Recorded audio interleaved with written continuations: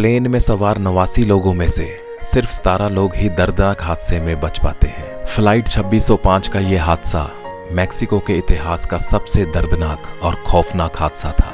The fact files की video में एक बार फिर से आप सबका स्वागत है। 31 अक्टूबर 1979 को लॉस एंजलिस इंटरनेशनल एयरपोर्ट पर रात के लगभग 12:30 पर western airlines flight number 2605 Mexico जाने की तैयारी कर रही थी। नाइट ऑल के नाम से मशहूर वेस्टर्न एयरलाइंस की ये फ्लाइट लॉस एंजलिस से मैक्सिको की एक रेगुलर उड़ान थी। इस फ्लाइट के लिए मैकडॉनल्ड डगलस DC-10 प्लेन का इस्तेमाल किया जा रहा था। लगभग 6 साल पुराने इस प्लेन ने अब तक कुल मिलाकर 24,614 घंटों की उड़ान पूरी की थी। इस फ्लाइट का नेतृत्व 53 वर्षीय कैप्टन चार्ल्स गिलबर्ट कर रहे थे। 40 वर्षीय फर्स्ट ऑफिसर अर्न्स्ट राइशेल और 39 वर्षीय फ्लाइट इंजीनियर डैनियल वॉल्श भी कैप्टन के साथ कॉकपिट में मौजूद थे। धीरे धीरे कर 76 पैसेंजर्स के साथ साथ 13 क्रू मेंबर्स फ्लाइट में सवार हुए। अपने सभी ग्राउंड टास्क पूरे करने के बाद कैप्टन रोल ऑफ प्रोसेस को शुरू करते हैं। रात के लगभग 1:40 पर flight 2605 Los Angeles international airport के लिए उड़ान भरती है।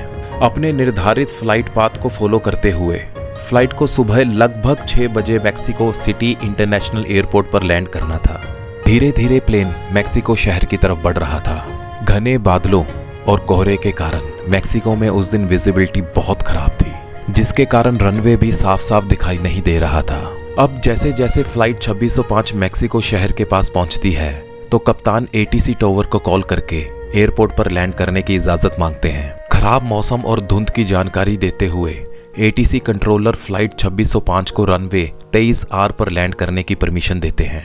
मैक्सिको सिटी इंटरनेशनल एयरपोर्ट पर 2 रनवे हैं, रनवे 23L और रनवे 23R। पिछले 2 हफ्तों से रनवे 23L को मेंटेनेंस के लिए बंद कर दिया गया था और अपने नॉर्मल प्रोसेस के अनुसार एयरपोर्ट अथॉरिटीज ने नोटिस जारी करते हुए रनवे 23L के बंद होने की जानकारी सभी एयरलाइंस और पायलट्स को पहले ही दे दी थी। रनवे 23L और 23R एक दूसरे के साथ पैरेलल बने हुए हैं और उस वक्त सिर्फ रनवे 23L पर ही ILS की सुविधा मंजूर थी। ILS यानी इंस्ट्रूमेंट लैंडिंग सिस्टम एक ऐसा मैकेनिज्म होता है जिसका इस्तेमाल आमतौर पर खराब और कम विजिबिलिटी की हालत में किया जाता है। इस सिस्टम की मदद से पायलट ILS सिग्नल को फॉलो करते हुए बिना एयरपोर्ट को देखे भी प्लेन को सही सलामत रनवे पर लैंड कर सकते हैं।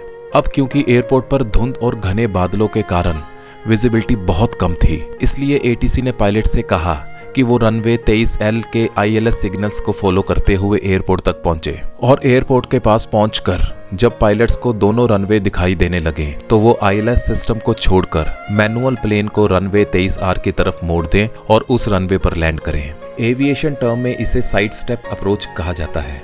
ATC कंट्रोलर की तरफ से पायलट को 4 बार साफ साफ निर्देश दिया गया था कि रनवे 23L बंद है और उसके ILS सिस्टम का इस्तेमाल सिर्फ एयरपोर्ट तक पहुंचने के लिए ही करना है और किसी भी हालत में पायलट को रनवे 23L पर लैंड नहीं करना है। उन्हें सिर्फ रनवे 23R पर ही लैंड करना है। अब क्योंकि दोनों पायलट्स कुछ दिन पहले भी इसी हालत में रनवे 23R पर लैंड कर चुके थे, इसलिए उन्हें भी ये बात अच्छी तरह मालूम थी कि रनवे 23L बंद है और उन्हें रनवे 23R पर ही लैंड करना है। रनवे 23L के ILS सिग्नल्स को फॉलो करते हुए फ्लाइट 2605 धुंध और घने बादलों के बीच से एयरपोर्ट की तरफ बढ़ रही थी।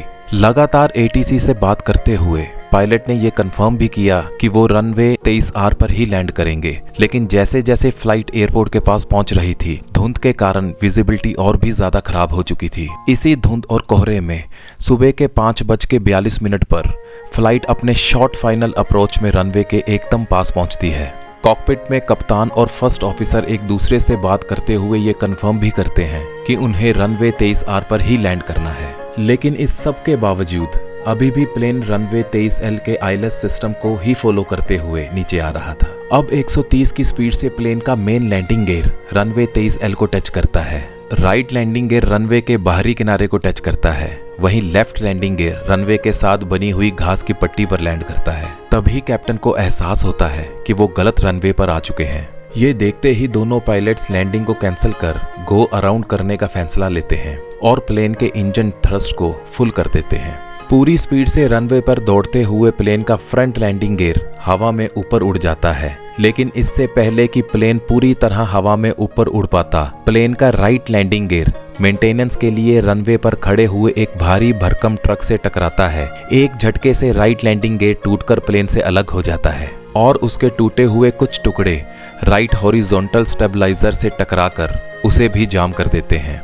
ट्रक से टकराने के बावजूद बुरी तरह से डैमेज्ड प्लेन पूरी तरह ऊपर हवा में उठ जाता है और हवा में ऊपर उठते हुए प्लेन तेजी से राइट साइड में झुकने लगता है। बदआवाज पायलट्स प्लेन को सीधा करने की पूरी कोशिश करते हैं। प्लेन का राइट विंग रनवे पर खड़े हुए एक एक्सावेटर को उड़ा देता है।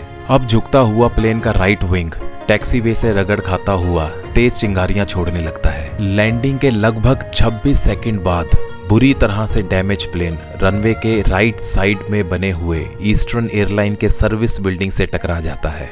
प्लेन के कॉकपिट वॉइस रिकॉर्डर में रिकॉर्ड हुई पायलट्स की ये आखिरी बातें दिलो दिमाग में सहरन भर देती है।